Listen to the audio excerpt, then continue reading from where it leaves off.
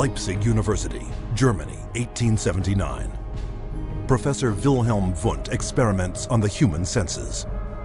Wundt declares man's thoughts, personality, and behavior are nothing more than chemical reactions in the brain. Wundt became frustrated with his inability to change behavior because he was dealing with the original, psychology. That's the psyche, that's the soul. He created a new science which was based on man being an animal without a soul, to be trained. Not to be a thinker, but to be trained. Students from around the world gathered to study Wundt's new definition of man as a soulless organism. The spirit of the age was summed up by German philosopher Friedrich Nietzsche. Gott ist tot. Gott bleibt tot.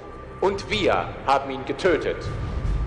Following Wundt's theory, a Russian, Ivan Pavlov, conducted animal experiments seeking methods to modify behavior.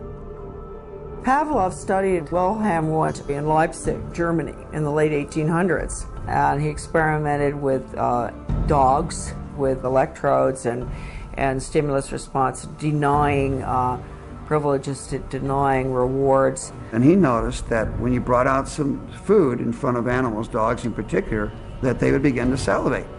So he'd ring the bell at the same time that he brought the food out, and then eventually, instead of bringing the food out, he just rang the bell, and of course the dogs got all excited. He called that a conditioned reflex. Pavlov's first human subjects were children. He punched holes in their cheeks to collect and measure their saliva. Pavlovian conditioning became one of the major foundations of a lot of behavioral science research in the 20th century. The idea that behavior could be controlled through repetitive conditioning became known as behaviorism. The behaviorists believed that all children are animals and can be trained as animals. This was the view of behaviorists.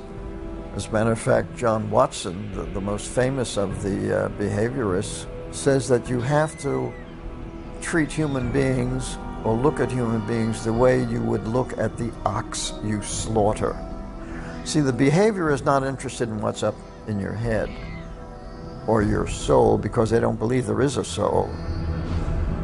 Watson's successor, Harvard psychologist B.F. Skinner, believed all behavior could be manipulated to suit whatever ends the behavioral psychologist was seeking.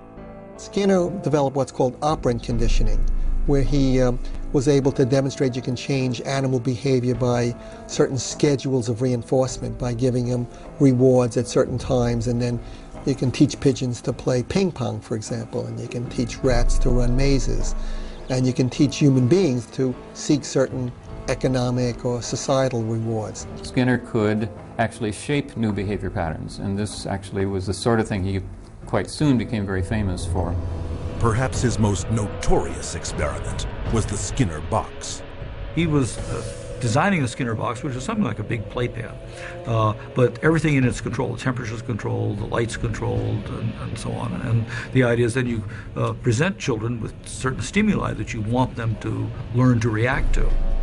For nearly a year, Skinner isolated his daughter in a box similar to those he built for rats. The child was stimulated and had to respond in a certain way, like a chicken or a rat in a cage, because they firmly believe that children are animals. If you believe, though, that a child is a human being, you can't train him like a rat. Today, about $40 million a year in taxpayer money is paid out by the United States National Institute of Mental Health for behavioral psychology research, a total of $20 billion for all research since 1948. With these funds, psychiatrists apply the same conditioning techniques developed by Pavlov, Watson, and Skinner. Case in point, a juvenile detention center where children are hooked up to batteries delivering peak values of up to 270 volts and shocked in a procedure called aversion therapy. Antoine was having a number of problems because he was up at a center that was shocking him every time he did anything. There was a button on a little, almost like a TV remote, that would be used and pushed. They will get an additional shock for trying to remove the electrode. So they're expected to sit there and let this electricity pass through their skin without trying to remove it. If they yell in anticipation of the shock, they will shock the student an additional time for yell. The cost to send a student to Judge Rottenberg from New York is about $214,000 per student. These students are tortured. They're given this electric shock therapy for no other reason but to inflict pain.